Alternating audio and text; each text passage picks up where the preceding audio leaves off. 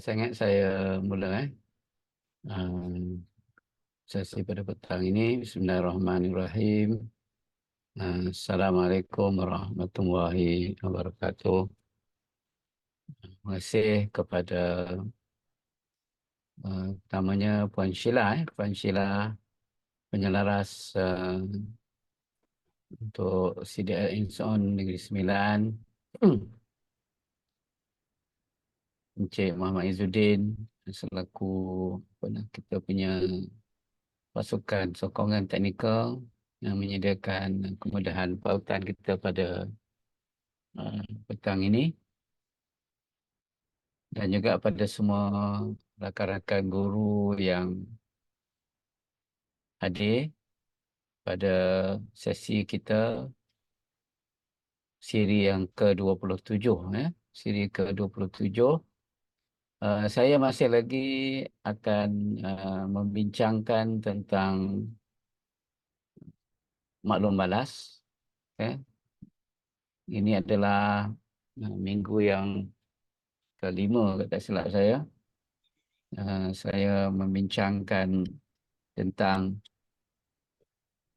maklum balas ini, kepentingan maklum balas dalam usaha kita untuk menyokong pembelajaran anak-anak. Pada minggu lepas saya ingat saya ada sentuh tentang model maklum balas untuk membugarkan pembelajaran. Saya tak sempat habis menerangkan tentang model berkenaan. Model ini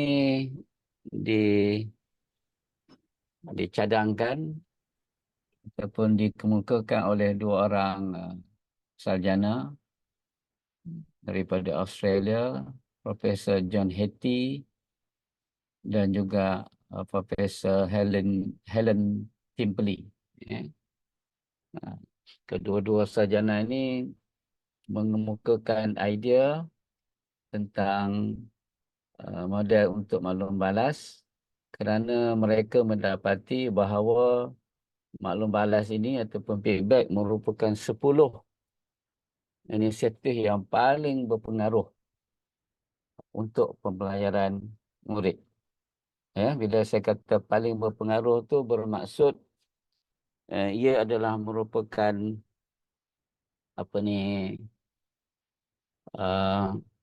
kajian yang dibuat oleh mereka tentang apakah inisiatif-inisiatif ataupun intervensi yang dilaksanakan oleh guru yang boleh memberi impak kepada pembelajaran murid. Okey.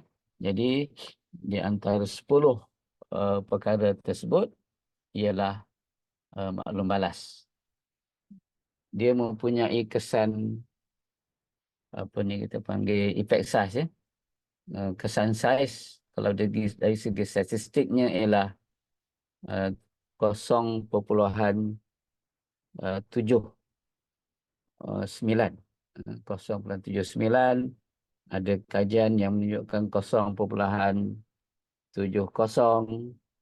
dan saya semak data yang terkini yang di dalam di dalam website John Hattie tentang visible learning. Dia punya meta text ialah 0.51.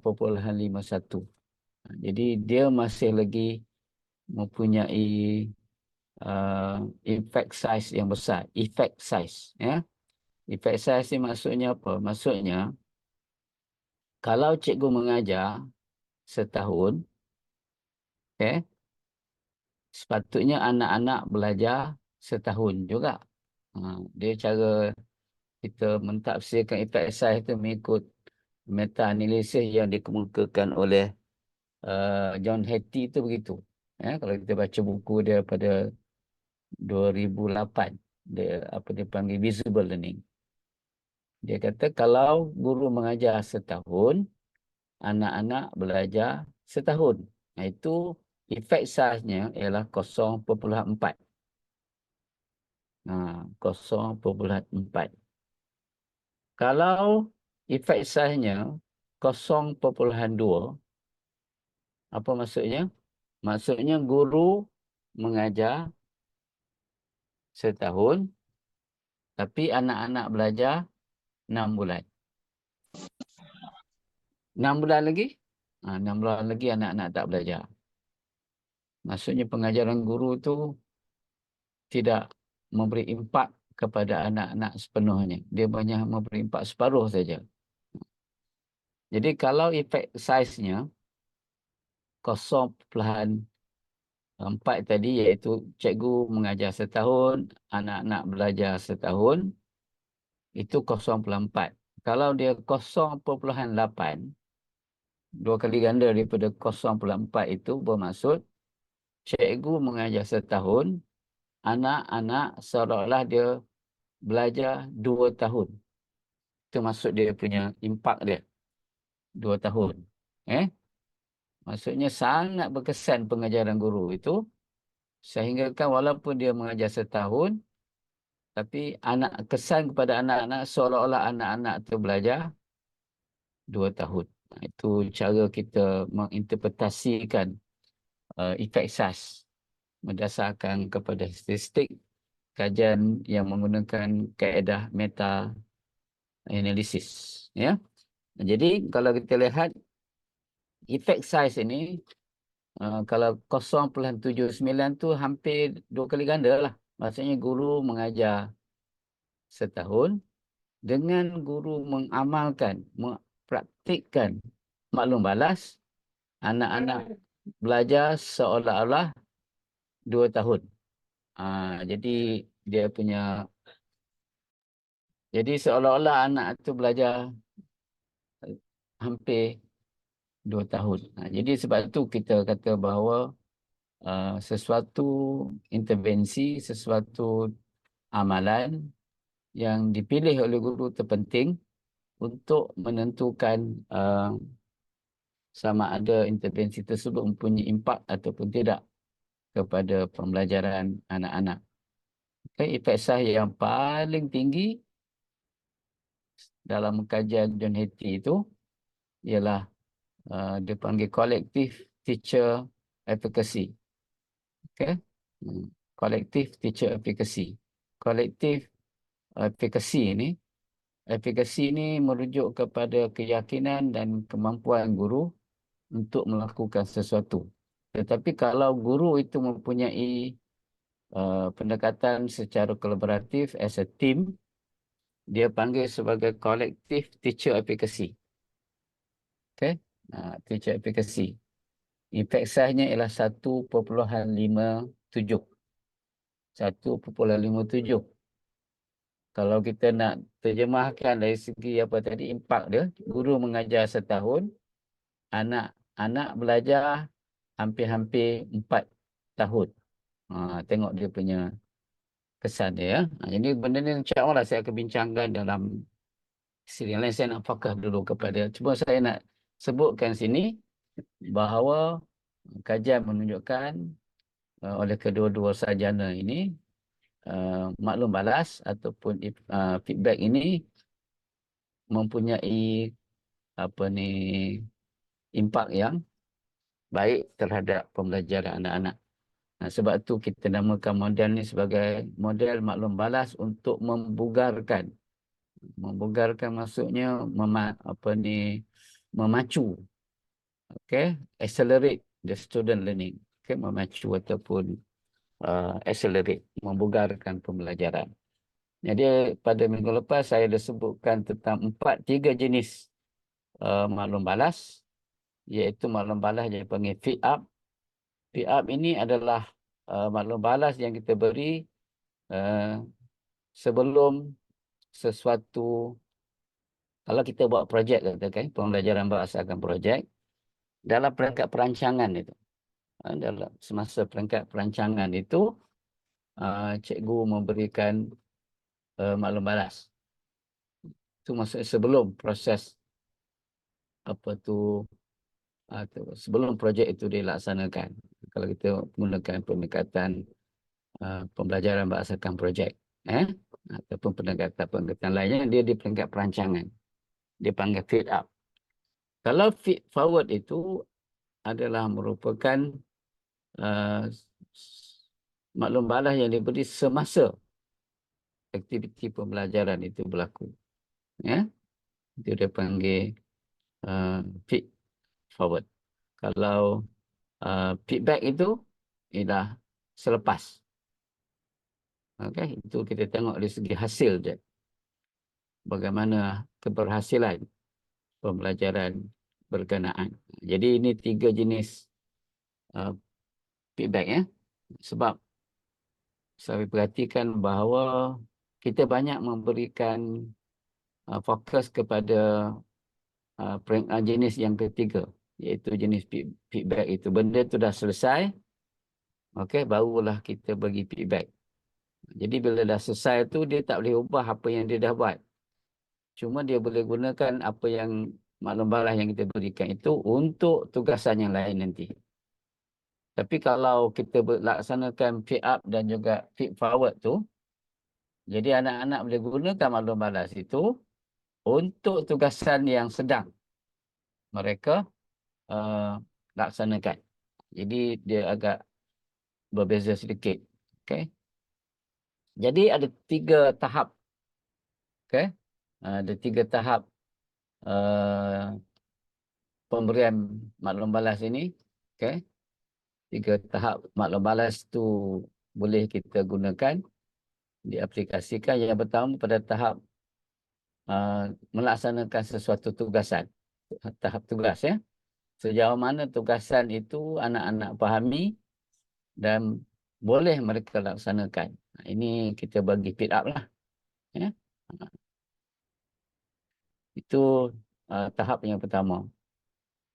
Tahap yang kedua, dalam bahasa Inggeris, tahap ini adalah stage. Okay. The task stage, the process stage, self-regulated stage, and the safe stage. Jadi 3, 4 tahap. Tahap yang kedua ialah tahap proses. Maksudnya, proses utama.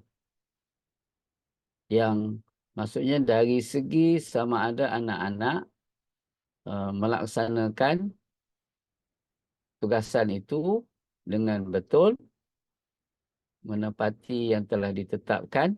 Kalau dalam konteks pembelajaran, mereka melaksanakan hasrat pembelajaran, the learning intention, hasrat pembelajaran yang terkandung di dalam kurikulum itu, dalam standard itu, berdasarkan pada kriteria kejayaan yang telah kita sediakan, yang telah kita rancang. Sebab tu penyediaan hasrat pembelajaran dan juga kriteria kejayaan yang kita rungkai daripada standard. Kalau kita di negara kita ni, kita gunakan apa tu DSKP lah. Ya, dalam tu ada standard kandungan, standard pembelajaran dan juga standard prestasi. Jadi kita banyak fokus pada standard pembelajaran. Dalam standard pembelajaran tu nanti kita akan kenal pasti apakah dia hasrat pembelajaran.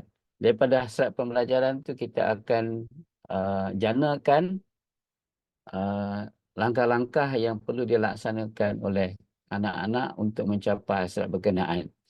Itu yang kita namakan sebagai kriteria kejayaan.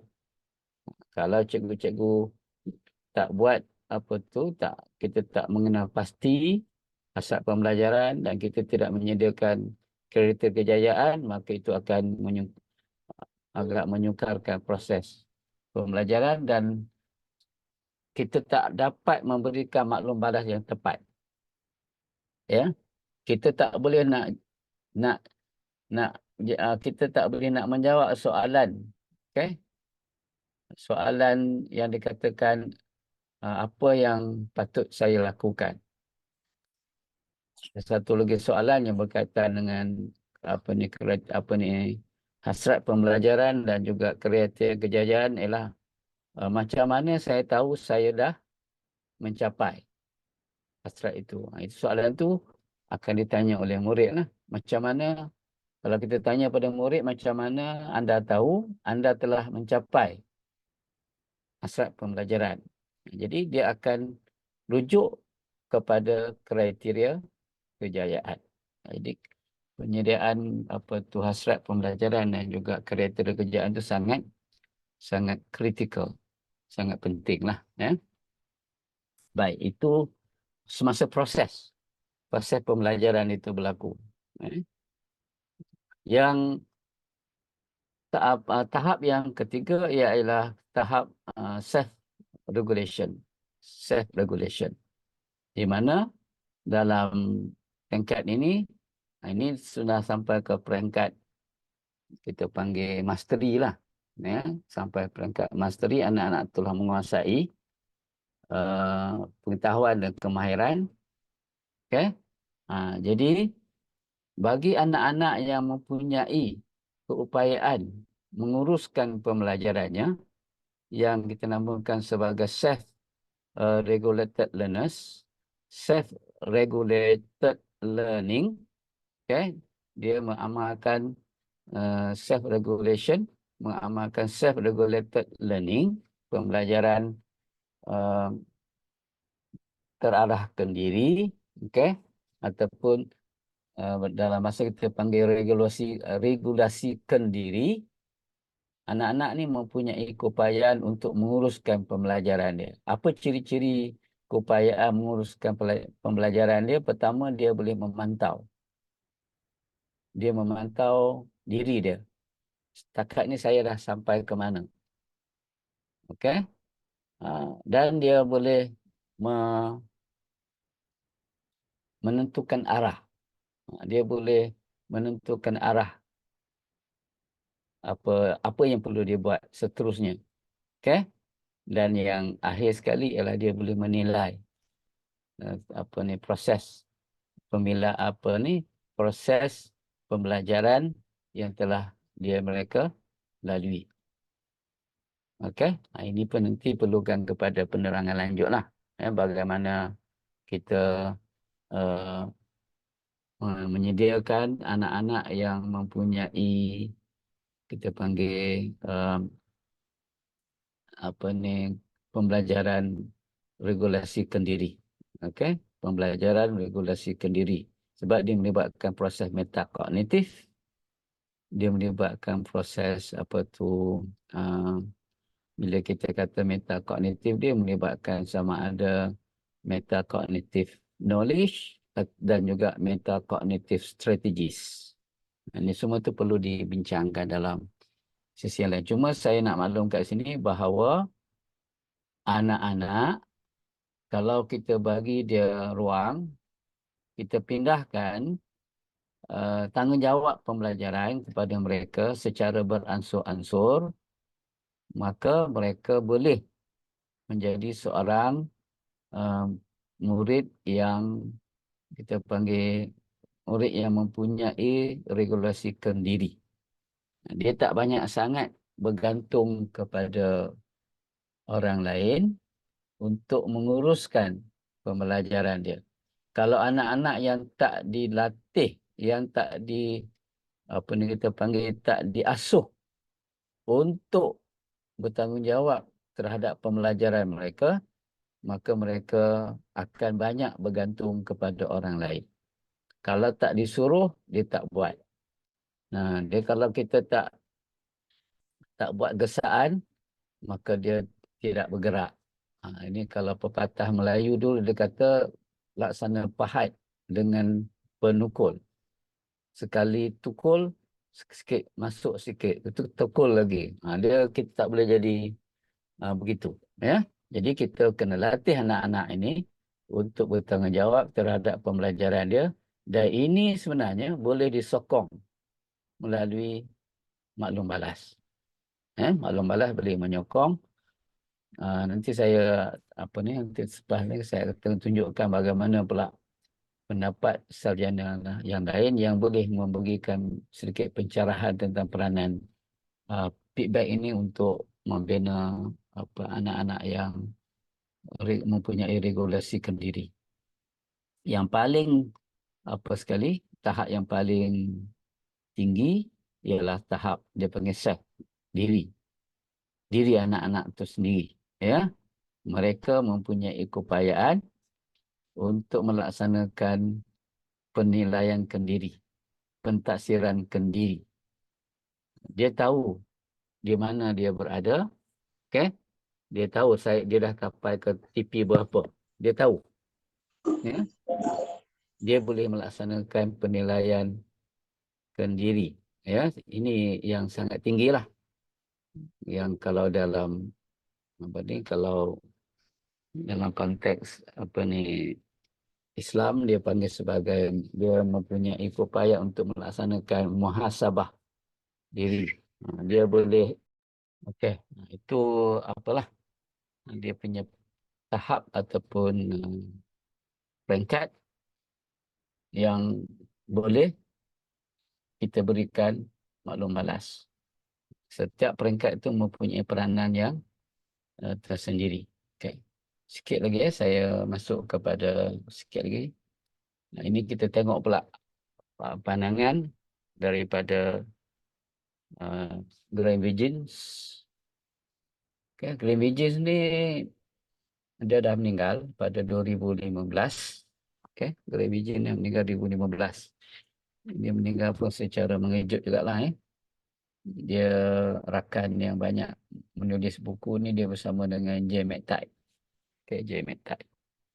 Jadi saya banyak membaca buku-buku beliau. Sebab beliau di antara yang banyak mengemukakan idea tentang the backward design. Di antara tokoh sarjana yang banyak mempromosikan idea backward design. Dan juga UBD, understanding by design. Sebab dia yakin bahawa pembelajaran tidak boleh berlaku secara kebetulan. Pembelajaran mesti dirancang dengan teliti. Termasuklah kepahaman anak-anak, kepahaman murid perlu dirancang. Dia tak boleh dapat dengan secara kebetulan. Jadi sebab tu dia banyak memberikan fokus kepada understanding, kepada kepahaman. Baik, kalau mengikut Graham Wiggins, ada 7 kunci keberkesanan maklum balas. Saya ingat saya sentuh the first 3. Dia ada 4 tu saya akan sentuh insya-Allah pada minggu depan. Dan mungkin saya akan juga kongsikan tentang satu lagi model, dia panggil TAG. TAG. TAG. Jadi nanti saya akan sharekan model TAG itu untuk memantapkan lagi usaha cikgu untuk melaksanakan maklum balas ini. Pertama, kalau ikut Graham Wiggins, maklum balas yang baik ialah maklum balas yang berkait tentang penetapan pencapaian matlamat. Kalau ada matlamat, kalau dalam konteks pembelajaran, adanya hasrat pembelajaran. Kalau anak-anak ada hasrat pembelajaran, maka peranan maklum balas itu sangat baik ataupun memberi impak yang tinggi kepada bagaimana nak mencapai hasrat pembelajaran berkenaan. Kalau tak ada matlamat, kita nak bagi maklum balas macam mana? Dia pun tak tahu ke mana dia nak pergi. Kalau kita ibaratkan pembelajaran satu perjalanan, anak-anak tu tak tahu ke mana dia nak pergi. Dia nampak orang pergi, dia ikut je. Tapi kalau tanya ke mana nak pergi ni, dia tak boleh nak jelaskan. Itu masalah lah. Sebab tu kalau kita pun tak boleh bagi maklum balas yang baik. Kalau dia tak tahu apakah dia punya matlamat. Sebab tu dikatakan di situ, maklumat yang berkesan memerlukan seseorang mempunyai matlamat. Pembelajaran mesti ada matlamat yang saya sebutkan tadi sebagai hasrat pembelajaran kepada anak-anak itu. Anak-anak itu kalau kita tanya, hari ini kita nak belajar apa? Dia boleh mengarahkan. Hari ini saya nak belajar 1, 2, 3. Maksudnya anak-anak itu ada matlamat. Dan disitulah nanti peranan maklum balas. Yang kedua, matlamat yang berkesan ini ialah matlamat yang pertama dia ketara, boleh dilihat, boleh dioperasikan, dan dia perlu transparent ataupun telus.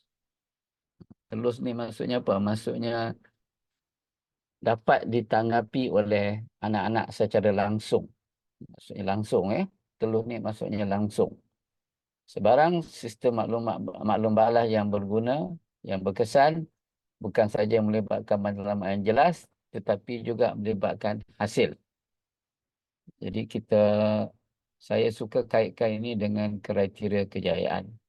Sebab kriteria kejayaan itulah yang menentukan proses pencapaian hasil ataupun proses bagaimana anak-anak ingin mencapai hasrat pembelajaran.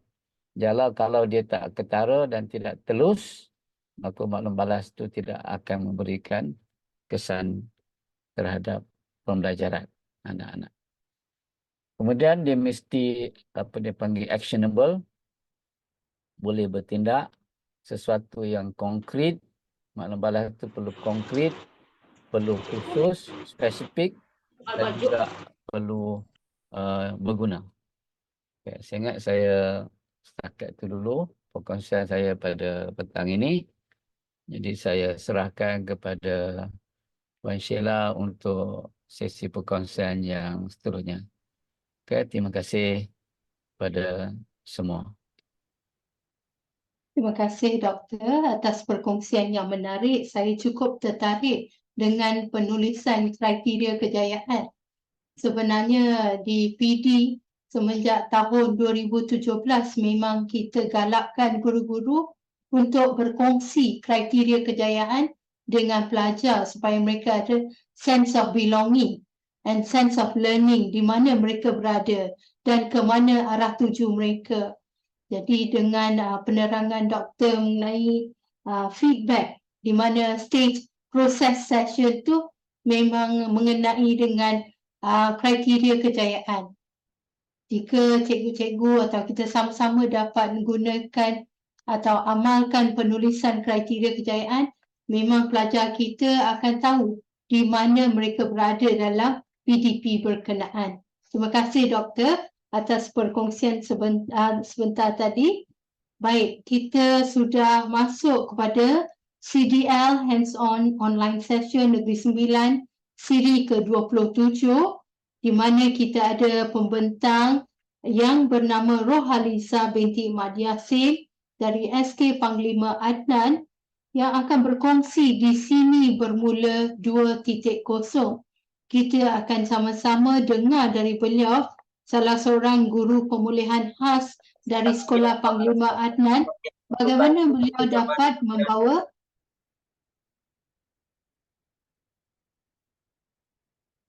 perubahan dalam kelas pemulihan di sekolah beliau. Baik, di sini bermula 2.0 adalah untuk merangsang minat murid ke sekolah dengan meningkatkan kehadiran murid pemulihan khas.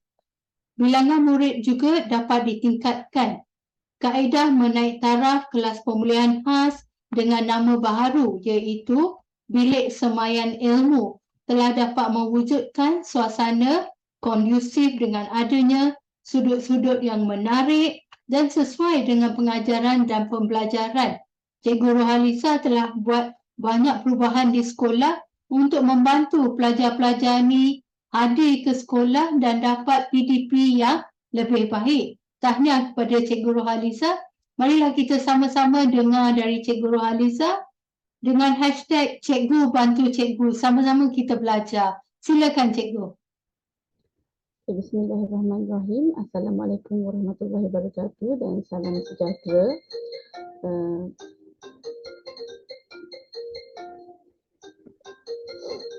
Hari ini terima kasih kepada Puan Sheila moderator kita pada hari ini.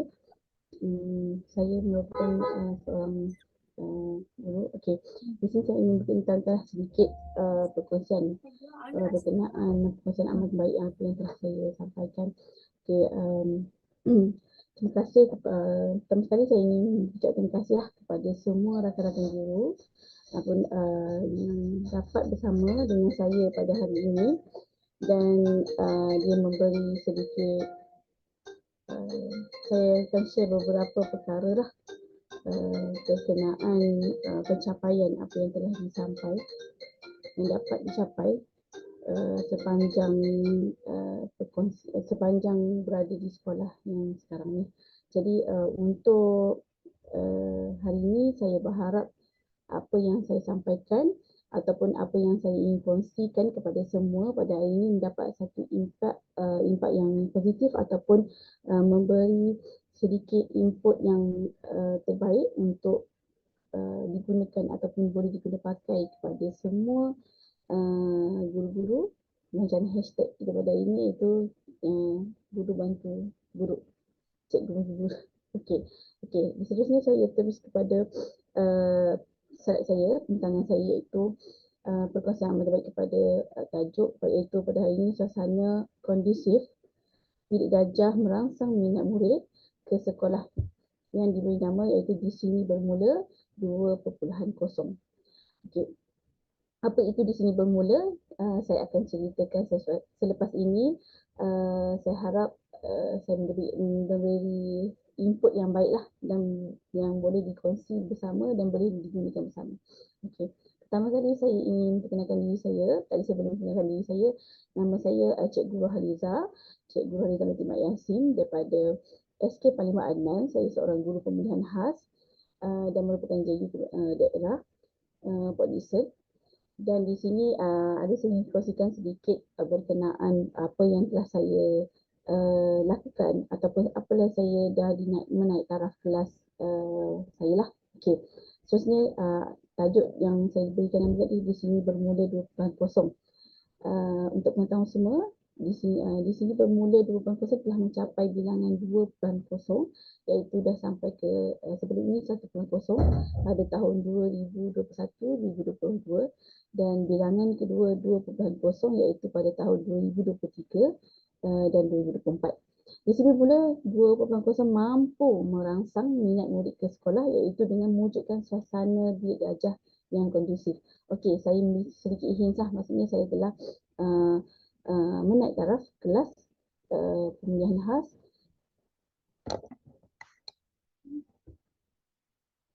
Menaik taraf kelas pemilihan khas iaitu menaik taraf kelas pemilihan khas menjadi kelas yang lebih kondusif lah. Okey. Terusnya,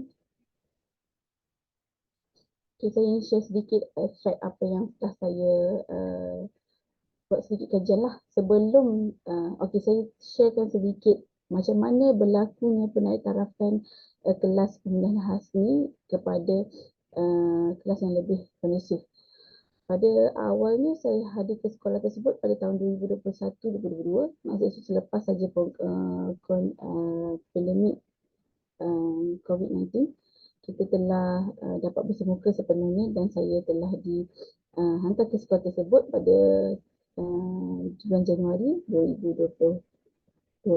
Okey, untuk makluman waktu tersebut kita mempunyai ramai murid kelas pemilihan khas sebab kita memerlukan baru saja kita bermula secara bersemuka dengan sepenuhnya. Sebab sebelum tu kan kita bersemuka secara kita tidak dapat bersemuka, iaitu PDPR di rumah lah kan. Jadi bila saja sampai di sekolah tersebut, apa yang perlu saya lakukan adalah permulaannya di sini bermula, iaitu tempat itu sendiri. Jadi apa yang saya ingin sampaikan lah, sesuatu perkara untuk mula kita perlu suasana yang lebih kondusif. Maksudnya satu tempat yang kita nak cari ilmu ataupun kita nak mewujudkan menarik minat balik murid untuk ke sekolah, kita perlukan satu kelas yang kondusif, tempat yang menarik, mempunyai pelbagai ciri-ciri yang menarik lah untuk membantu murid tersebut. Okey, di sini saya tak ada nak menerangkan dengan sepenuhnya. Untuk makluman, waktu tersebut saya hanya ambil murid pemilihan khas tahun 2 dan 3, 29 orang. Tapi sebenarnya keseluruhan pada waktu tersebut bilangan adalah 69 orang. Tapi saya sasarkan kepada murid tahun 2 dan tahun 3 untuk kajian kali ini. Okey, saya telah membuat beberapa kajian beberapa perkongsian ataupun beberapa um, pembacaan research untuk berkenaan macam mana nak menarik balik minat murid. Sebab waktu kalau di sini tengok selepas saja pandemik PKP, selepas saja PKP, kita bersemuka secara sepenuhnya di sekolah, kehadiran murid kurang sebab dia rasa selesa di rumah. Jadi mungkin dia akan minat tu mungkin berkurang sebab dah lama di rumah, selesa, rasa seronok, tak perlu buat kerja terlalu banyak. Bila saja saya sampai di sekolah tersebut, jadi cara yang paling pertama adalah nak menarik balik minat murid. Jadi itulah perkara yang pertama yang saya buat. Okey, kita teruskan dulu ya. Okey, untuk pengenalan pertama ni, saya telah buat beberapa perkara iaitu daripada Mylan. Dia kata suasana fizikal Bilik Darjah mempunyai mungkin merupakan kawan atau musuh dalam pengajaran.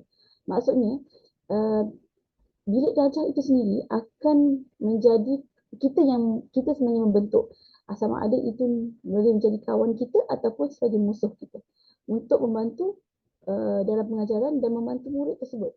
Sebab kita nak sesuatu yang lebih membantu murid, jadi kita perlu mewujudkan perkara yang buat kawan kepada murid kita. Sebab kita nak jemput dia datang ke sekolah ni, kita nak tarik balik minat dia. Okey. Dan Rashid pula kondusif membawa maksud sesuai. Okey. Apa maksud sesuai? Sesuai ni adalah contoh lokaliti di Port Dickson. Port Dickson iaitu sekolah SK56 dan lokaliti ni berada Port Dickson iaitu Batu Empat di kawasan yang sebenarnya lokaliti ni berbeza-beza. Pekerjaan murid dan lokaliti tersebut adalah peranian, pusat peranian. Jadi tak sama dengan tempat masing-masing. Jadi bila saya tengok lokaliti saya tu, cara macam mana kita nak menarik balik dan apa yang perlu kita nak menaik daraf tu, kita perlu menarik cara macam mana. Kita perlu mengambil sesuatu inisiatif sesuai dengan murid. Maksudnya kalau murid tu dalam pendalaman, kita ambil, kita buat kondusif cara macam tu lah. Dan untuk di sekolah saya, kita boleh tengok selepas ni, saya akan share apa yang dah naik taraf. Okey, saya share juga sedikit pernyataan masalah iaitu isu apa yang bangkit sebenarnya. Yang pertama itu minat murid semakin berkurang lah sewaktu bermulanya PDP secara bersemuka.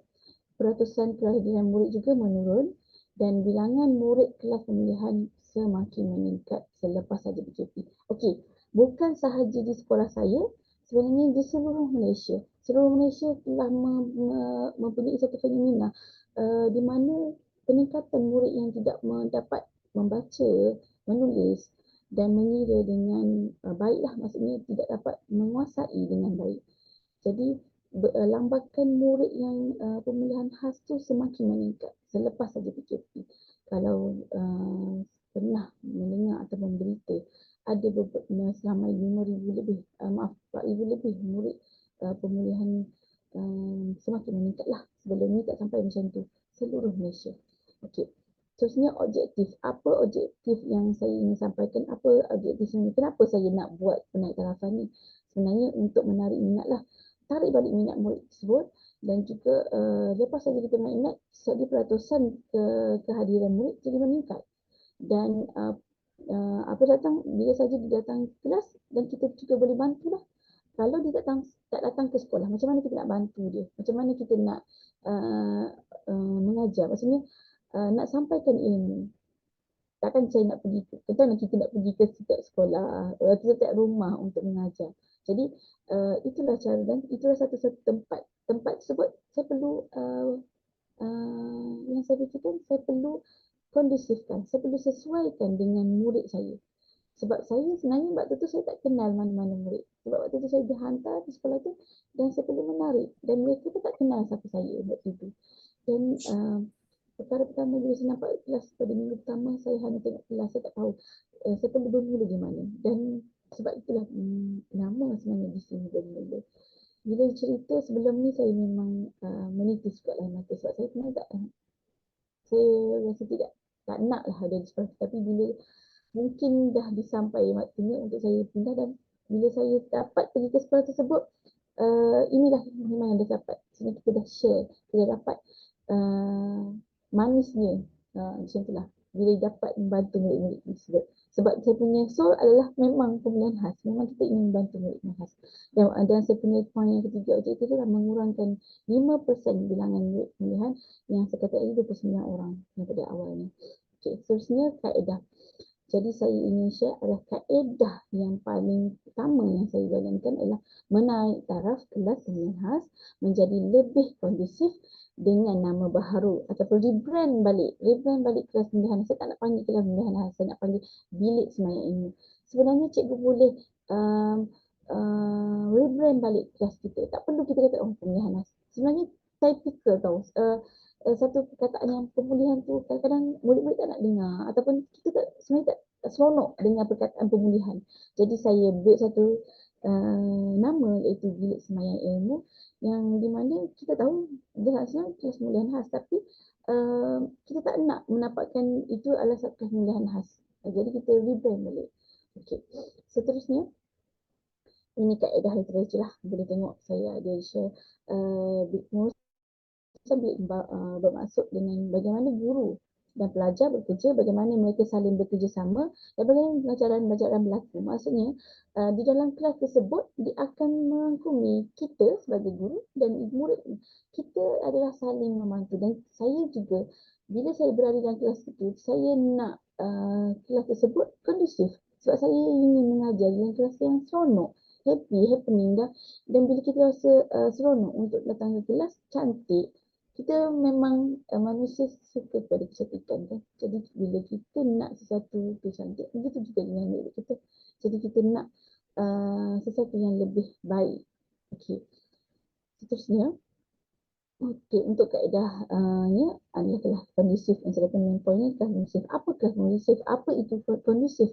Kondusif yang dimaksudkan oleh saya ingin mewujudkan kelas ataupun ciri kelas tersebut lebih kepada santai, lebih kepada murid. Maksudnya dia akan rasa seronok datang kelas saya. Okey. Susun atur dalam kelas tersebut. Susun atur kelas tersebut lebih sesuai dengan murid. Yang tadi kita maksudkan sesuai. Okey. Kenapa perlu sesuai? Waktu saya sampaikan, waktu selepas saya pandemik. Dan waktu tersebut kita perlu menjaga penjarakan. Dan saya lebih kepada lapang, luas. Tempat yang luas, tempat yang kondusif akan membantu murid itu dia akan rasa lega. Kita tak tahu di rumah dia kondusif lagi ataupun di tempat kita lebih kondusif. Kalau ada setengah murid, lokaliti saya kenyataannya ada murid yang pendapatan yang berapa ni baik lah. Maksudnya bila dah kondusif di rumah, dia akan rasa perkataan kurang minat ataupun kurang untuk hadir ke sekolah sebab dia rasa kat rumah lebih selesa. Jadi saya bawa balik ciri-ciri yang kondusif di rumah tu, bawa balik ke sekolah, wujudkan satu kelas yang lebih seronok, lebih diceria. Maksudnya dia rasa dia berada di rumah. Okey, sudut ruang yang sesuai. Tema kelas saya adalah tema berwarna kuning dan juga berwarna kelabu. Kenapa saya pilih warna kuning? Kuning adalah menaik minat murid. Okey, kita boleh research juga warna-warna yang sesuai dengan murid ataupun sesuai dengan bilik darjah. Okey, kalau contoh, kalau purple sesuai warna ungu sesuai pada bilik ruang bilik untuk lebih tidur, ruang bilik tidur lah. Saya sharekan sedikit lah input mengenai warna. Atau yang selebihnya boleh tengok lagi, boleh search dekat Google, banyak berkenaan warna-warna sebab warna adalah mempengaruhi tempat ataupun mood, emosi murid tersebut.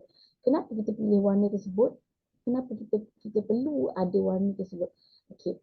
Dan persekitaran kelas lah. Okey. Kita boleh share lagi. Okey. Sekarang saya nak share gambar-gambar ataupun gambaran. Cikgu boleh tengoklah gambaran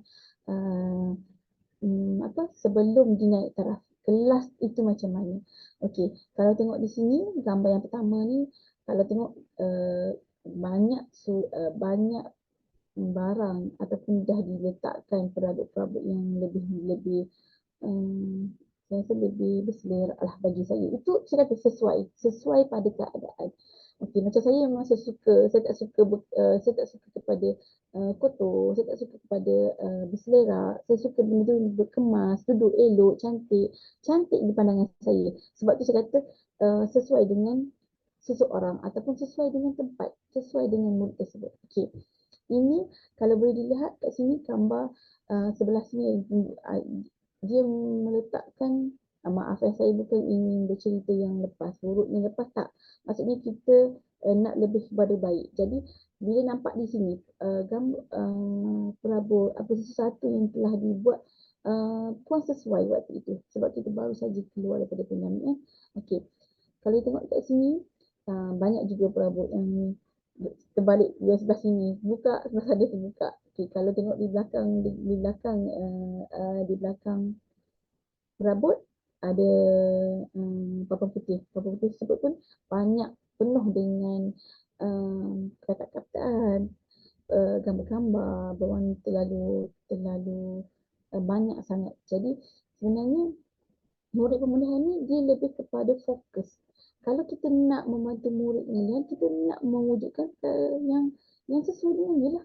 Kalau murid pemulihan, dia tak boleh kepada lebih terlalu memberi dia serabut. Sebab okay, lepas PKP, kita dah nampak ada setengah ibu murid dia mempunyai masalah di rumah, dah stres di rumah. Bila dia datang sekolah, dia nak sesuatu yang lebih menarik lah, lebih tenang. Jadi saya mewujudkan tempat tu luas, lebih kepada seronok untuk sampai ke kelas tersebut. Dia akan rasa lapang. Okey, tengok kat sini. Okay. Ini juga adalah gambaran sebelum dia naik taraf kelas kepada bilik semayang ilmu. Okey, di sini boleh tengoklah pelbagai banyaklah perabot tambahan, perabot ataupun tak guna pakai pun ada. Dia letakkan saja macam itulah. Okey. Dan di sini kalau lihat di sini dia ada sudut di hujung sana sebelum keluar pintu tu ada rak, letakkan rak file-file. Okey. Kita tengok selepas berlakunya pengetarapan. Okey. Ini sebelum juga nampak di sini saya tunjukkan gambar di mana file-file yang telah untuk yang kelas pemulihan kita ada satu file, memang file induk ada 6 file yang perlu diselesaikan, yang perlu di input-input yang perlahan khas diletakkan dalam tersebut lah. Sebab satu kelas pemulihan ni lah macam satu rangkuman, satu tempat yang penuh dengan inilah betul. Okey, tengok di sini kalau kita tengok di depan sini pun ada tiga getah yang diletakkan di depan kelas tersebut berwarna-warna terlalu warna yang terlalu fancy ataupun warna yang terlalu terang. Dia kita boleh tengok mainkan warna tu dengan persekitaran kelas. Okey, dan boleh tengok kat sini penggunaan kerusi. Kalau kita tengok kerusi tu adalah kerusi yang sangat tidak sesuai dengan murid pemulihan. Sebab murid pemulihan perlukan fokus. Kalau menggunakan kerusi yang bergerak, berpusing sana sini, dia tak akan fokus lah pada pembelajaran tersebut. Sebab tu dia perlu statik, duduk elok, duduk dengan keadaan yang selesa. Okey. Ini juga waktu ni saya minta apa nama tadi juruteknik sekolah untuk membantu membuka TV. Sebenarnya sekolah ni ada TV. TV ni tak pernah digunakan. Bila saja saya nampak dia dalam sekolah tersebut, saya dapat TV yang macam ni, saya seronok sebab saya boleh buka internet, saya boleh YouTube. Waktu kita di PDPR, kita akan bagi link YouTube ke tak? Kita akan berada, kita buat Meet, Google Meet, kita buat Zoom macam ni. Jadi saya tak nak murid kita tu rasa tinggal. Sebabnya waktu di dalam sekolah, waktu di rumah, masa PDPR tu, dia lebih kepada YouTube, dia kepada saya tak nak lah bila kita datang sekolah tak ada benda tu. Saya tak nak macam tu. Jadi saya bawa juga apa yang saya kata tu, bawa yang dari rumah tu kita bawa juga ke sekolah. Maksudnya saya tak tinggalkan. Kita akan buat juga pengajaran melalui YouTube. Pengajaran lebih kepada yang sekarang ni lah. Maksudnya lebih kepada digital. Okey, seterusnya. Untuk inilah gambaran dekat 3 getah yang saya cakap tadi telah berwarna-warni. Kalau tengok warna terlalu banyak pun akan mempengaruhi emosi ataupun fokus murid. Dia datang kelas dia serabut. Saya tak nak macam tu. Okey. Ini bersama penuh syarat dengan perkataan dan sesuatu tu kurang sesuai lah. Lebih kepada satu hala sahaja. Sebab kalau tak tengok kat sini hanya menghadap kepada papan putih. Tak ada tempat-tempat yang untuk murid tersebut kat mana dia nak duduk, dia boleh bersantai, di mana dia boleh share dia punya dapatan pada hari tersebut, share apa dia punya keseronokan datang ke sekolah, apa keseronokan berada di bilik semaya ilmu. Okey, kita tengok terusnya. Ini bersama gambaran tadi. Di sini lah saya kata ada sebenarnya gambar, ada sebenarnya TV, tapi tidak diguna pakai. Dan kapet kat sini berwarna lagi. Kalau boleh tengok warna yang warna merah. Okey. Kita tengoklah kat tepi kat sini kalau nampak nampak yang ada polka dot tu kan, itu sebenarnya almari panjang. Biasanya kat kelas 9 memang dapat satu almari yang panjang tu lah. Okey. Okey, dan ini adalah hasil terbaru, iaitu apabila sahaja dinaik taraf kepada kelas pemilihan khas kepada bilik semaya ilmu. Dan ini adalah bilik semaya ilmu yang terkini yang telah mencapai 2.0. Boleh tengok penambahan itu bukan, contoh kan, kita buat penaik tarafan kat situ sampai bila-bila macam tu tak. Macam saya pun saya tak suka kepada lebih tak suka terlalu statik. Maksudnya tak suka asyik benda yang sama je kita tengok. Sebab hari-hari nak tengok benda yang sama, kita memang dia akan jadi muak ataupun kita akan rasa kurang berminat dah. Jadi saya akan cuba tukar kat sini sudut, kita akan terbalikkan ke sini pula macam tu. So perubahan tu akan berlaku walaupun sikit, dan murid-murid saya dia boleh cakap hari ni semalam macam ni macam tu, ataupun mungkin bulan depan saya akan ubah lagi. Okay. Dan ini kalau tengok gambar yang pertama ni gambar iaitu sudut kendiri. Saya buat beberapa sudut kendiri. Sudut yang dengan ada desktop itu saya bawa balik apa yang saya katakan. Mungkin kat rumah dia ada desktop, mungkin kat rumah dia ada laptop. Waktu tersebut kita ada gunakan telefon untuk buat PDP kan. So dia akan tengok YouTube, dan ini adalah saya wujudkan satu tempat di mana kita akan bagi juga latihan work wall, live worksheet yang kita gunakan waktu PKP hari tu. Maksudnya kita akan share balik, kita bawa balik, bukannya kita tinggalkan terus. Saya tak nak dia rasa tak sama lah macam kat rumah. Saya tak nak macam tu. Dia rasa belonging, dia rasa seronok datang ke sekolah, seronok datang kelas ke bilik semaya ilmu. Okey. Dan di sebelah sini satu lagi gambar, yang kedua ini gambar di mana ada cermin, dan sebelah cermin tu kalau boleh nampak emosi yang boleh ditunjukkan kepada murid.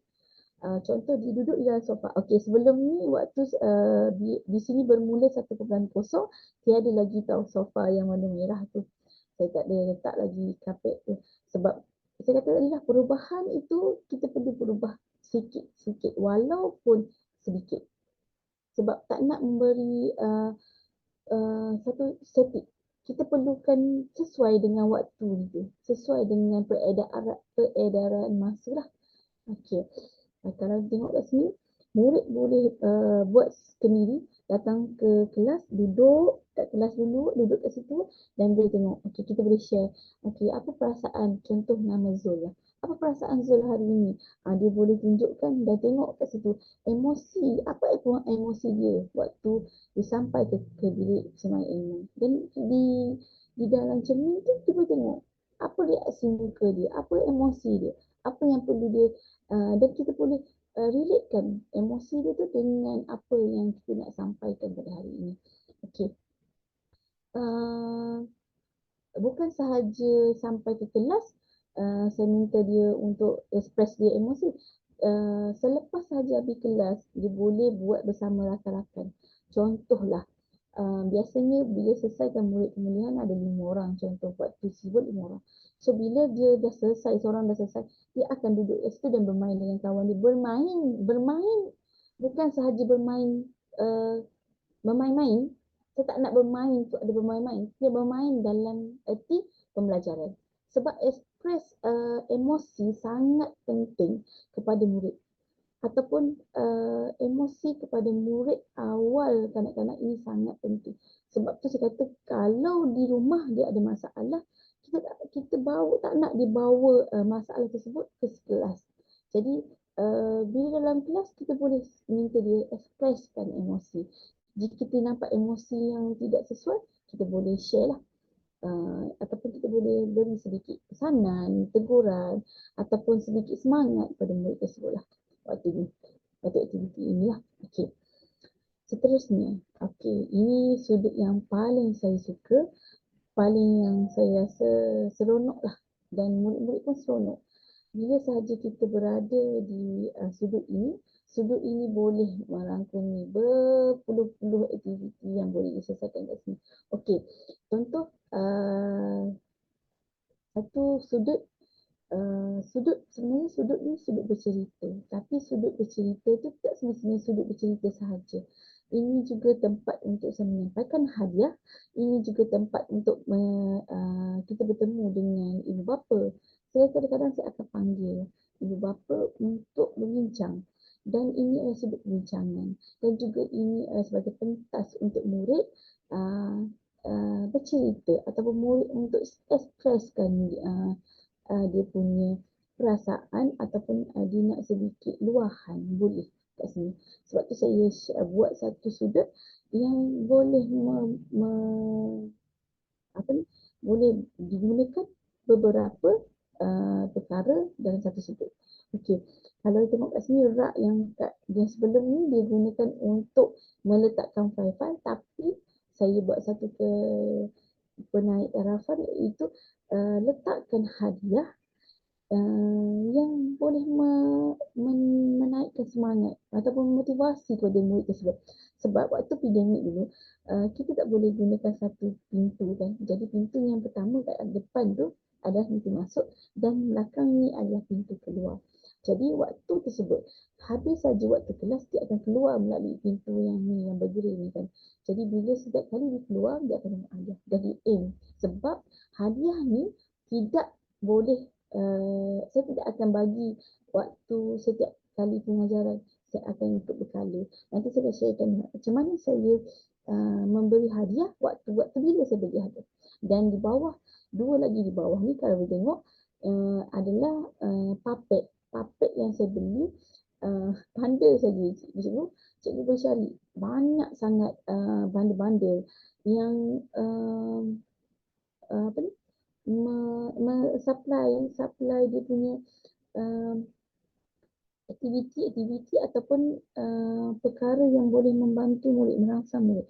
Kalau boleh tengok kat situ banyak sangat puppet binatang. Puppet binatang ni kita boleh pelbagaikan. Contoh kalaulah cikgu rasa hari tu cikgu nak bercerita. So dia boleh ambil puppet mana yang boleh cerita dan bunyikan binatang-binatang tersebut.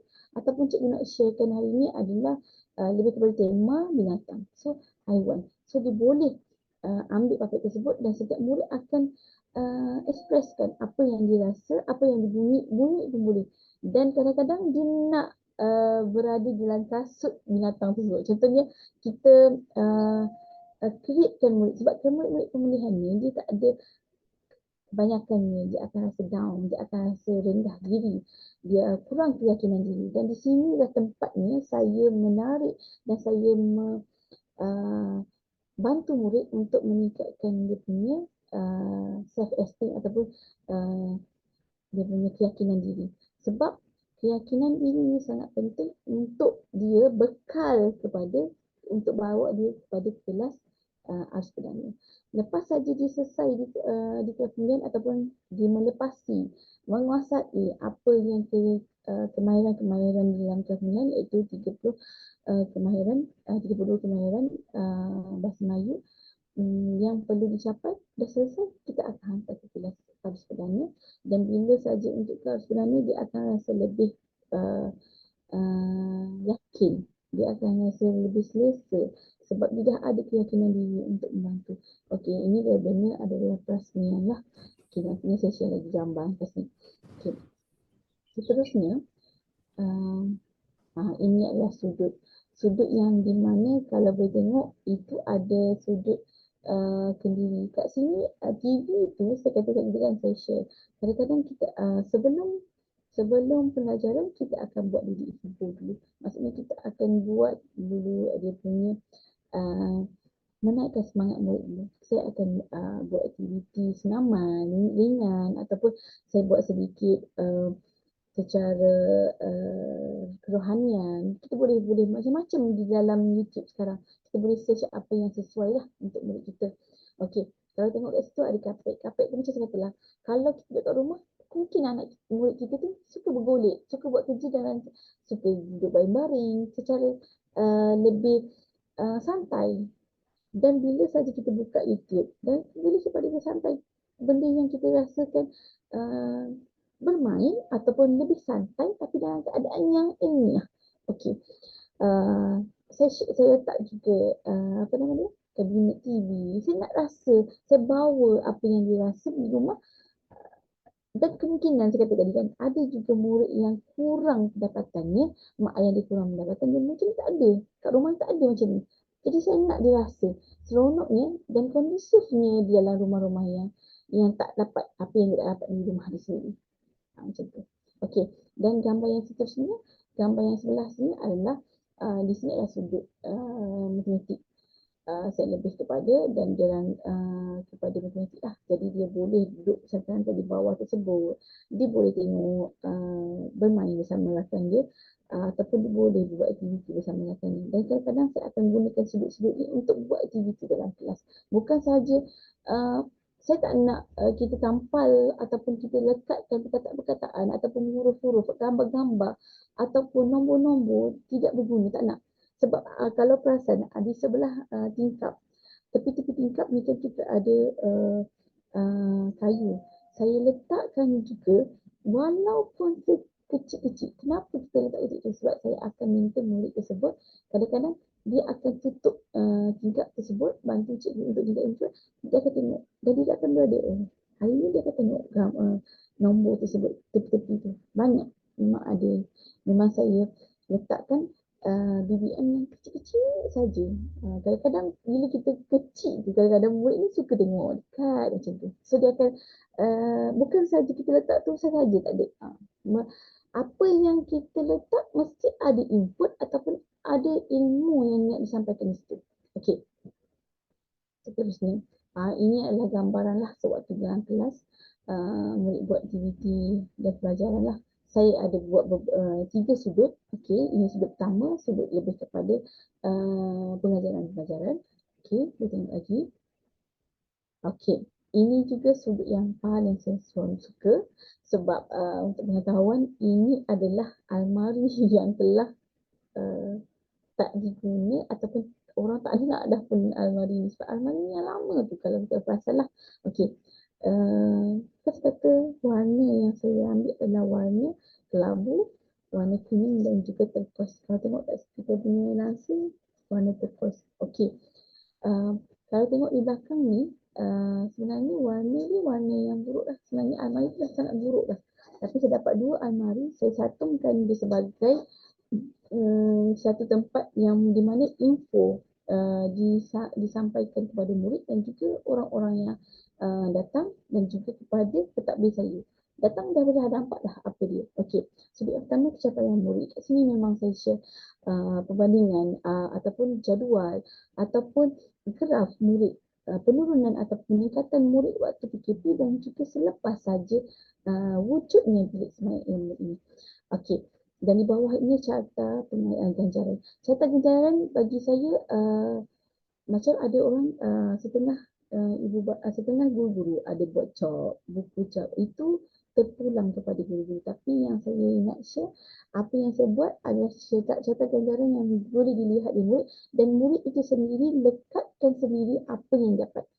Ada setengah lekatkan di buku. Saya tak nak, sebab dalam kelas di peraturan di sekolah, di dalam bilik semaya ilmu saya ni buku kena tinggal. So saya akan buat submission, saya akan buat apa ni, penandaan buku waktu tersebut juga selepas saja aktiviti.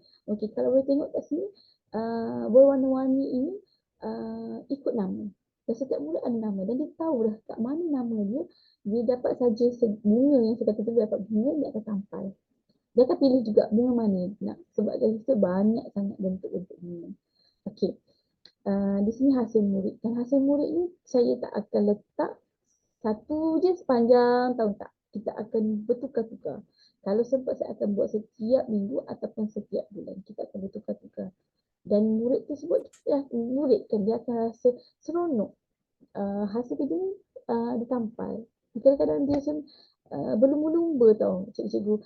Berlumba-lumba untuk tampal di belakang. Sebab dia rasa seronok lah nama dia ada tampal kat situ. Nama dia di papan yang hasil murid tersebut.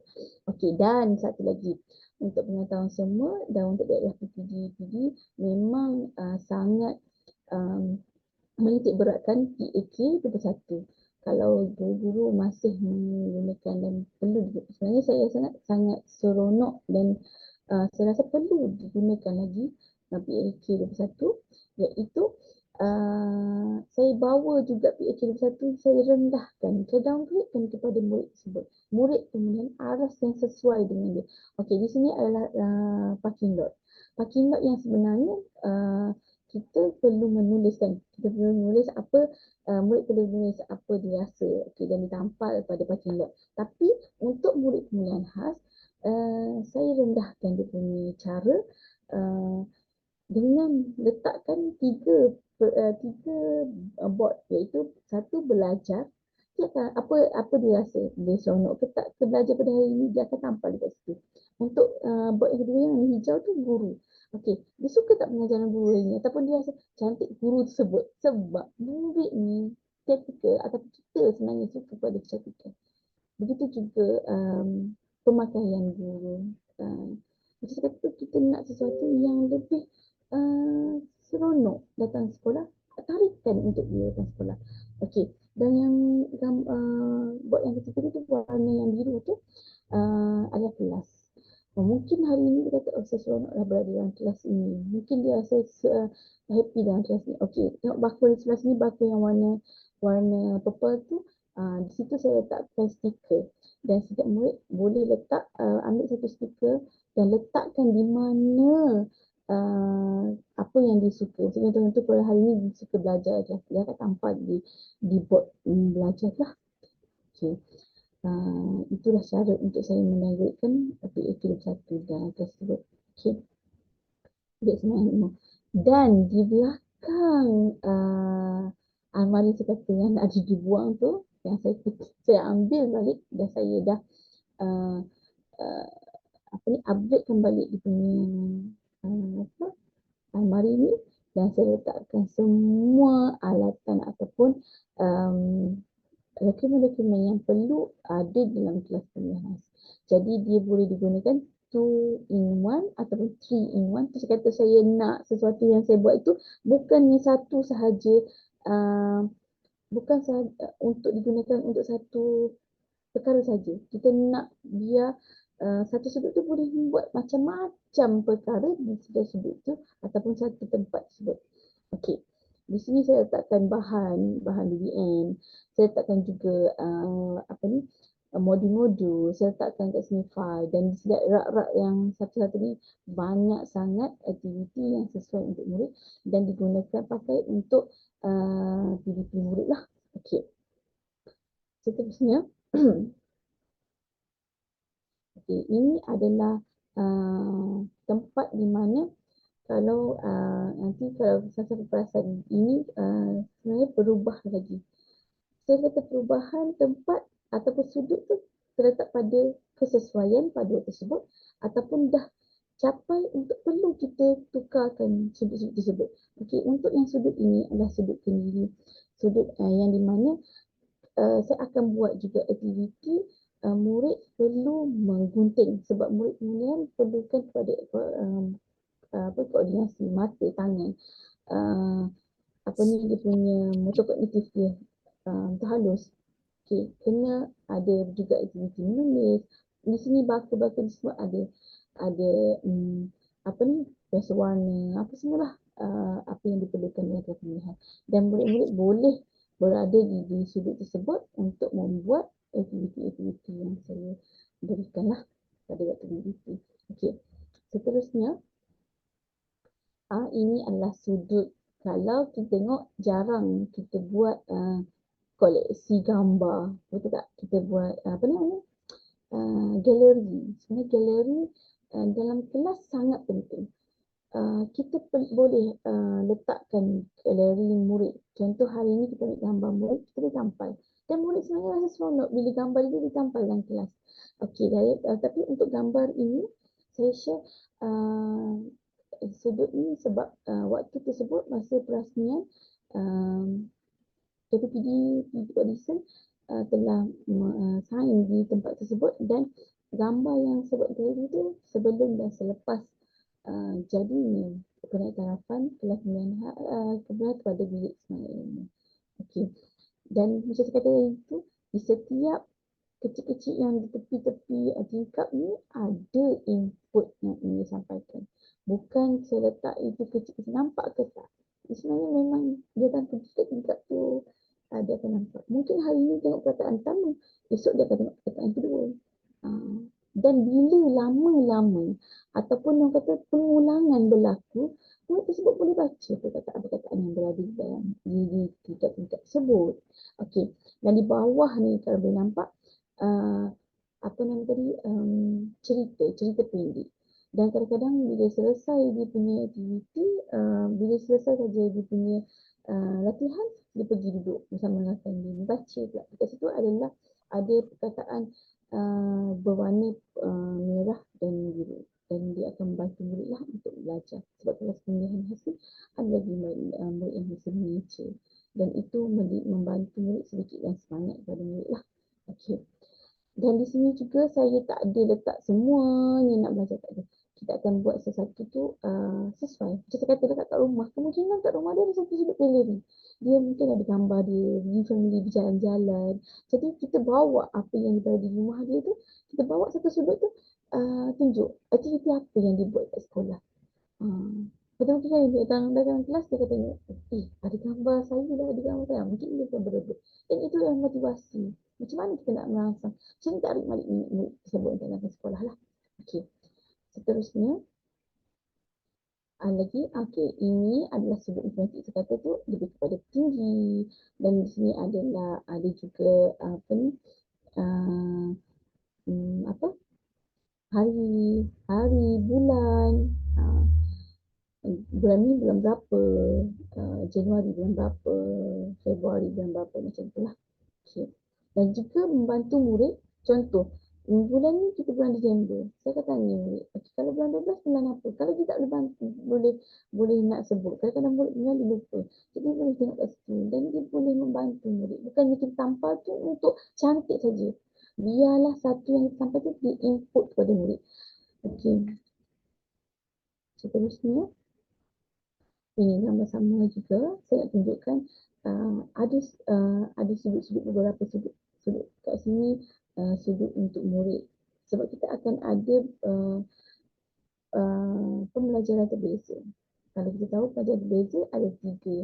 Saya buat lebih kepada 3 kumpulan. So yang lemah ini, jadi dia akan mengikut kumpulan dia lah. Okay. Dan aktiviti itu juga akan berbeza lah sebab mengikut arah murid lah. Okay. Okay.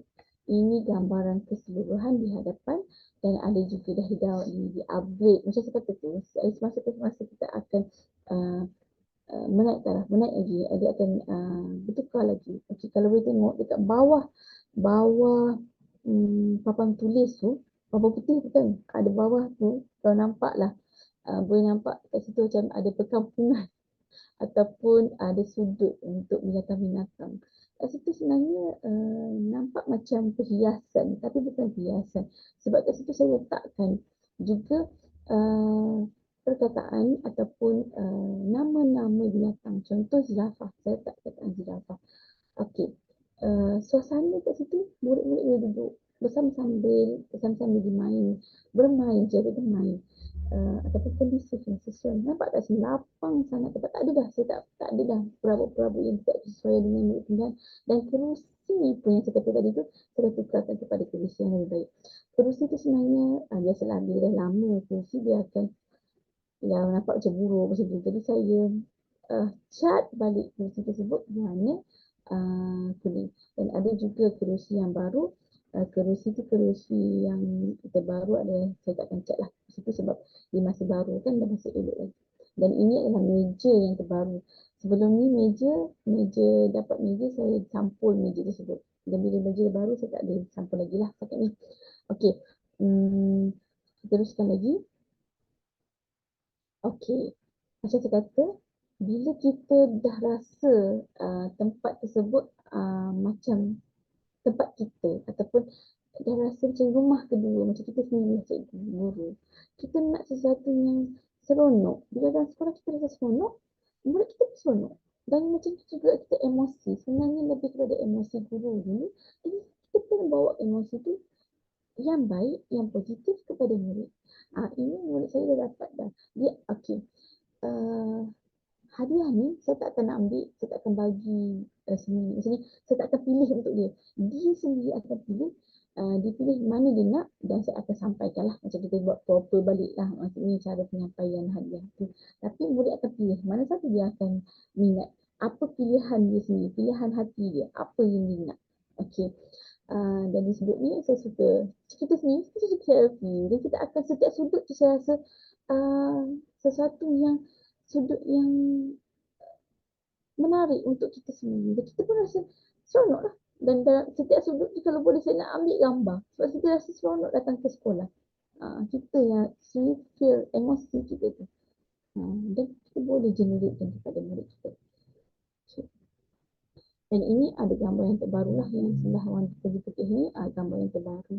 Yang ini waktu selepas saja kita ada buat open day. PD apa ni daerah PD.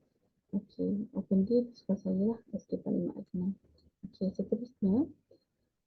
Okey, selepas saja di naik taraf kelas bilik semai ini. Jadi saya ataupun pihak pentadbir sebenarnya ingin buat satu perasmian. Kalau nampak gambar tu saya masih lagi pakai mask. Waktu tersebut memang pun pakai mask. Sebab kita baru selesai pandemik. Maksudnya kita nak mencapai ke kelas yang macam kita nak dah dapat bersedia secara sepenuhnya kan dalam sekolah. Jadi waktu tersebut kita dah panggil KPPD iaitu Tuan Haji Kamal Nizam untuk sebagai perasmi kita pada itu. Saya perasmi ni dalam kelas lah. Okey. Ya, di sekitar majlis tersebut ada beberapa pegawai juga bagi pemulihan khas sejemput waktu tersebut. PIBG.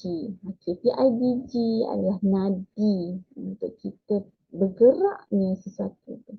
Dan untuk pengetahuan semua, kelas pemulihan khas memang kita tak ada peruntukan khas untuk kelas pemulihan khas ada. Jadi, perkara yang pertama sampai di sekolah tersebut, saya buatkan, saya hidupkan saya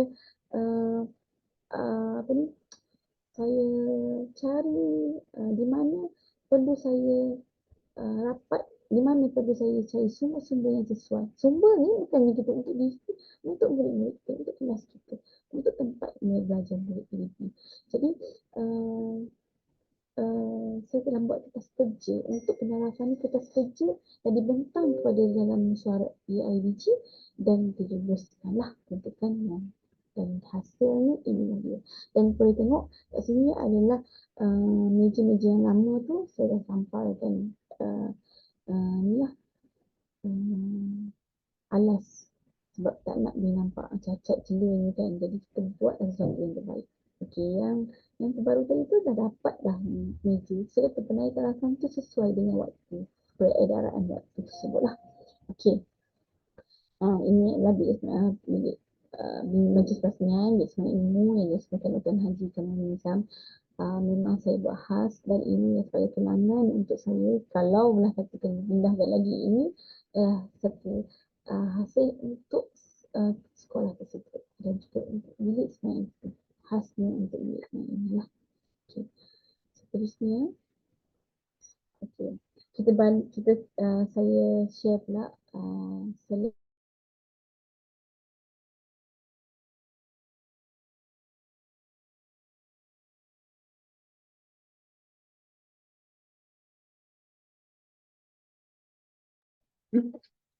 Cikgu, tak dengar suara. Cikgu Rohaliza, tak dengar suara. tak dengar suara. Dah dengar dah. Okey. Okey, dah dengar cikgu? Dengar Puan? Sekarang dah okey dah. Boleh sambung dengan sebar luas. Okey Puan. Saya rasa gangguan internet kot. Okey, baik Puan. Seterusnya kita beri pada sebar luas. Okey. Bila kita bila dah buat sesuatu macam saya kata tu, saya nak apa yang saya dah dapat, apa yang saya dah capai, saya nak semua orang nak tarik juga cikgu-cikgu yang lain sama-sama dapat rasa manisnya ataupun objektif tercapai, apa yang kita nak capai. Jadi saya nak share kepada semua semua cikgu dan macam hari ini juga saya nak share kepada semua dan dia akan rasa seronoknya bila berada satu yang kita nak tercapai lah sini. Okey. Dan waktu tersebut saya ada buat masa perasmian tu saya ada buat live Facebook sekolah. Memang saya nak sebar luas biar semua ibu bapa, sebab waktu tu saya sebenarnya niat ni memang nak panggil semua ibu bapa ataupun PIBG, EJK, nak panggil ramai ataupun nak panggil kawan-kawan rakan-rakan saya yang satu daerah saya punya. Tapi waktu tersebut kita perlukan pencarakan, jadi tak boleh ramai panggil. Dan jadi inisiatif saya buat live Facebook sekolah saya dan ramailah masuk tersebut, ramai juga dapat dikongsikan lah sekolah. Dan yang waktu perasmian iaitu pada 1 bulan 4 2022. Okey, cukup genap 8 tahun saya sebagai seorang guru pembina lah. Okey. Dan yang kita pernah aras dari sekolah-sekolah, banyak dah datang daripada sekolah-sekolah daripada luar, sekolah-sekolah daerah-daerah lain, sekolah daripada negeri lain, kita datang untuk buat penanda aras di kelas saya lah. Dan sekaligus kelas bilik semangat ilmu. Kongsian bersama warga SPA itu memang saya selalu share lah. Dan ibu bapa, okey. Poin yang keempat ni ibu bapa murid mas. Itu waktu penyebaran tu dah selesai saja bilik dirasmikan, bilik semangat ilmu dirasmikan, saya panggil pula step kedua saya panggil ibu bapa. Saya nak tarik ibu bapa dulu untuk bersama dengan saya bantu murid tersebut datang ke sekolah dan dapat bila kita dapat bagi dia datang ke sekolah dan kita akan bantu dia dengan teknik-teknik, kaedah-kaedah yang pengajaran yang sesuai lah. Macam saya kata tu, walaupun kita ada modul-modul yang hebat-hebat tapi suasana di kelas kita tak ada aktiviti kawasan yang tak kondusif. Jadi bila kita tidak berhasil, tak dapat juga apa input yang dapat pada hari tersebut lah. Okey, dan perkongsian dalam program pelangi JPNS banyaklah daripada JSMS sendiri dan ada juga pada PPD, PJPN dan jabatan-jabatan daripada daerah lain pun memang saya memang dah banyak kunjungan lah. Dan perkongsian yang terbaru pada Hari Bahasa Penarik Aras, saya bawa perkongsian ini kepada sekolah di Kuala Terengganu. Dan saya sebenarnya bersiaran di Kuala Terengganu, di kampung halaman saya sendirilah. Okey. Dan seterusnya perkongsian kepada sekolah-sekolah yang daerah PBB Polisi lah. Okey. Seterusnya, okey, ini adalah gambaran penyebaran luas kepada sekolah-sekolah ataupun pada PD. Dan sebelah sini adalah daripada sekolah PD, sekolah Johor, maaf, daripada sekolah Johor. Dan sebelah sini daripada PD Port Dickson sendiri dan juga JPN yang hadir sekolah, dan saya sampaikan kepada mereka apa info-info penaik tarafan kelas penhalas kepada bilik Ismail. Okey, seterusnya ini juga saya dah share kepada guru-guru ataupun sekolah-sekolah di daerah Port yang di PBB-PD dah telah menjemput lah untuk men-share apa yang telah saya jalankan dan dapat hasilnya dan share kepada guru-guru yang lain. Dan jika ada yang boleh sesuai digunakan ataupun sesuai untuk membantu murid itu, boleh digunakan lah. Okey, seterusnya okey, gambar yang pertama itu gambar di mana saya buat penyebaran luas waktu di Kuala Terengganu, dan sebelah sini ada nampak yang boleh visual senapang tu adalah sewaktu open day sekolah pada tahun ini. Dan sewaktu open day tu saya nak menjemput semua untuk datang ke kelas, boleh tengok ataupun boleh menggunakan guna apa yang ada dalam kelas tersebut. Maksudnya dia boleh cuba, dia boleh main banyak aktiviti yang saya jalankan ataupun banyak juga aktiviti yang saya sediakan waktu tersebut waktu open day. Memang sangat seronok lah waktu tersebut. Okay. Seterusnya ini adalah penyebaran. Okey, sebelah kiri ni gambar yang pertama tu di mana saya panggil ibu bapa pemulihan khas. Waktu tersebut saya banyak dapat info, saya dapat banyak temu bual. Ibu bapa dah bagi feedback yang sangat memberangsangkan, sebab murid balik ke rumah dia orang share, bu, best lah kelas baru, cantik lah kelas baru, ada komputer lah, ada apa ni, ada bertemu dengan YouTube lah. Jadi saya nak sebenarnya apa ni, temu bual ataupun dapatan daripada ibu bapa tu adalah satu bagi saya satu hasil yang saya dapat lepas saja kita buat penaik tarafan tu lah. Dan bila dia seronok datang sekolah, kita buatlah pendekatan yang lain. Macam tu lah. Sebab itulah bermulanya di sini permula. Okey, dan gambar yang kedua ni saya rasa dah luas pada daerah yang lain waktu program Pelangi. Okey, seterusnya itu adalah gambaran ni lah gambaran pada waktu itu berapa. Memang saya rasa saya mendapat sokongan ataupun semangat daripada ibu bapa itu sendiri, sebab yang saya maklum lah daripada guru besar saya yang lama, mantan guru besar saya GB Helmi, dia kata kehadiran ibu bapa untuk datang ke sekolah itu khasnya pada ibu bapa pilihan hasil sangat sesuka. Tapi bila sahaja saya panggil waktu tersebut, ramai yang dapat hadir, ramai juga membagi input dan juga memberi satu semangat, mereka memberi semangat kepada saya untuk lebih membantu anak-anak mereka. Itu memberi semangat untuk kita sendiri jugalah. Sebab tu saya kata bermulanya di kelas itu, kondisi di kelas itu, barulah kita boleh bawa pada emosi itu, bawa dia sekolah. Biarlah dia sekolah yang cantik, yang sekolah emosi yang baik di sekolah, boleh bawa ke rumah. Dia boleh share pada ibu bapa dia juga. Seterusnya, gambar ni, okey, ini gambar daripada JPN Melaka. JPN Melaka ramai waktu tersebut, dan waktu tersebut saya share dan saya buat juga PDP, sebab saya rasa PDP yang berkesan ataupun PDPC yang baik boleh mewujudkan, dia boleh diwujudkan selepas saja kelas tersebut. Sebab waktu tersebut dia orang memang berminat untuk tengok secara live.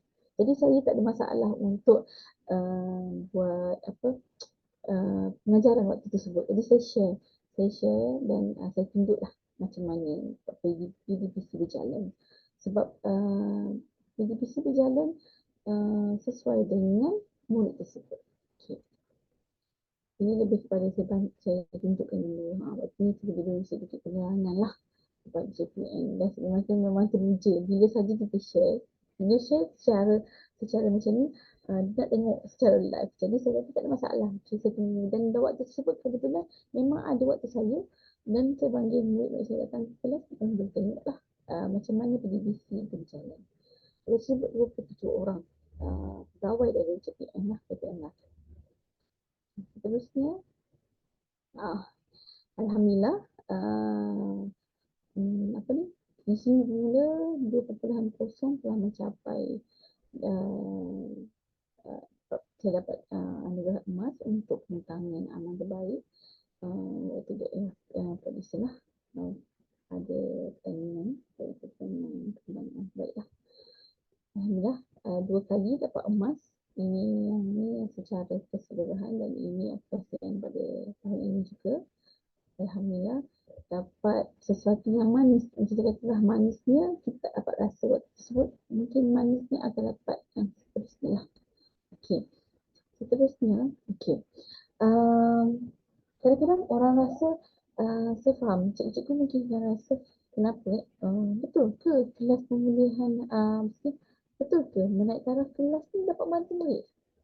InsyaAllah cikgu cuba, cikgu tengok dan ini saya nak share dapatan selepas sahaja berlakunya penaik tarafan ataupun selepas sahaja berlakunya murid tu sendiri datang ke sekolah dengan baik, kehadiran murid tu makin meningkat. Daripada cover tengok kat sini adalah peningkatan pada bulan Mac, Mei dan Ogos, peningkatan ini semakin meningkat. Okey. Dan sini dapatan pencapaian. Bila sahaja murid sampai, kita boleh bantulah murid tersebut. Kalau tak sampai dekat kelas, macam mana kita bantu kan? Macam tu. Dan enrollment kelas sekolah saya sama 154. Dan waktu bulan Mac 18 orang. Waktu bulan Ogos semakin berkurang. Dan ratusan di waktu bulan Januari sebanyak 5.19% sahaja. Dan untuk tahun 3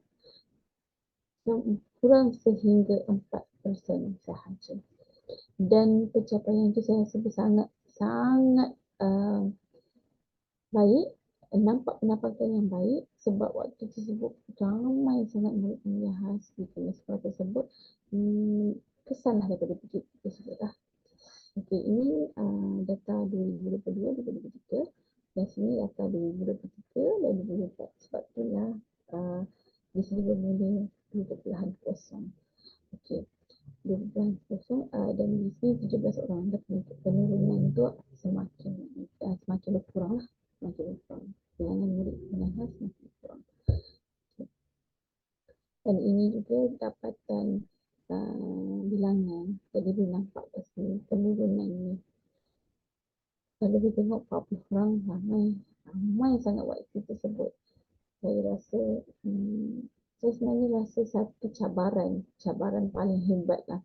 Sepanjang saya mengajar 8 tahun dan bila saya sampai di sekolah tersebut bila saya sampai mungkin ini adalah tempat untuk saya menyebarkan apa yang saya ada sini. Apa ini ataupun apa yang saya ingin sampaikan kepada semua. Bantu murid-murid. Kesimpulan saya bantu murid. Sebab saya kata soulnya di pemilihan khas. Okey, kat sini saya ucapnya. Di sini adalah respon daripada pelawat yang datang untuk nanda aras, datang untuk melihat ataupun datang untuk melawat ke kelas. Ada juga bila saya share, cikgu boleh ke silakan sekolah? Boleh, saya sangat alahkan saya buka kepada semua yang ingin kunjung untuk datang ke sekolah saya lah. Okey, untuk ni boleh tengok lah. Ini ini saya sediakan buku pelawat lah, dan banyaklah feedback-feedback yang baik. Alhamdulillah, saya rasa adalah dia punya sesuai dengan murid untuk sekolah tersebut lah. Okay. Dan ini yang saya cakap, respon ibu bapa yang saya dapat share lah sikit-sikit. Okay. Kat sini boleh tengok, sekarang dekat rumah dah rajin nak baca. Katanya cikgu bagi kertas suruh baca dengan mak dia. Yes. Kita bekal, kadang-kadang bekal tu tak semestinya bekal kan. Bekal lah adalah bekal yang saya kata dia boleh bawa bersama dia. Kadang-kadang ibu bapa betul-betul tu saya mempengaruhi. Kadang-kadang ibu bapa yang bekerja kadang-kadang tak sempat untuk menyediakan ataupun untuk clean, untuk tengok anak dia untuk bagi satu perhatian. Jadi itu adalah bekal dan boleh buat bersama dengan bapa. Ada juga murid yang kurang dari segi ekonomi, dia tak mampu nak beli buku kan, jadi itu bekal. Dan bekal tu saya tak ada kata-kata nak bawa murid tu wajib hantar, tapi dia akan ada rasa tanggungjawab untuk menyiapkan dan bawa balik dan tunjuk-tunjuk tu lah. Okey, dia dah makin semangat ke sekolah dan semakin yakin nak baca dah cikgu. Maksudnya macam kata tadi tu, sebenarnya murid saya yang dia ni biasanya pula bila tak ada keyakinan diri, bila dia rasa tak ada keyakinan diri, saya bawa dia ke tempat yang saya cakap tadi tu, cermin tadi tu. Jadi saya buat emosi, saya expresskan emosi. Dan bila dia bercakap di cermin, kadang-kadang bila duduk seorang dia cakap kat cermin, dia lebih berkeyakinan diri. Sebab tu saya kata kalau anak-anak yang kurang keyakinan diri boleh tunjuk dekat cermin, dia boleh bercakap emosi dan dia boleh tengok emosi. Sebenarnya kelebihan murid pilihan khas dia lebih pada verbal. Ada murid yang dia sebenarnya cakap tapi dia kurang yakin, jadi tak boleh bercakap. Sebab tu yang juga sebab tu bila kita buat satu sudut tu, dia dapat input ataupun impact yang sesuai dengan murid kita. Jadi dia sangat membantu kepada anak saya yang diam. Dan yang seterusnya, anak saya sekarang seronok pergi sekolah sebab nak pergi bilik semayang. Nampak keseronokan kan itu dapat diluahkan dengan kata-kata. Saya tak nak kita je yang shock sendiri, cantiklah saya ni. Tapi bila dapat input dapatan daripada ibu bapa, murid sendiri dah share apa yang dia rasa bila datang sekolah. Okey, tapi dia selesa, cantik, patutlah seronok anak-anak kita ke sini. Waktu ni, ini adalah respon waktu selepas saja kita buat perjumpaan bersama ibu bapa itu. Saya bawa ibu bapa tu tengok sendiri kelas di mana bilik semayang ilmu ni saya sediakan khas.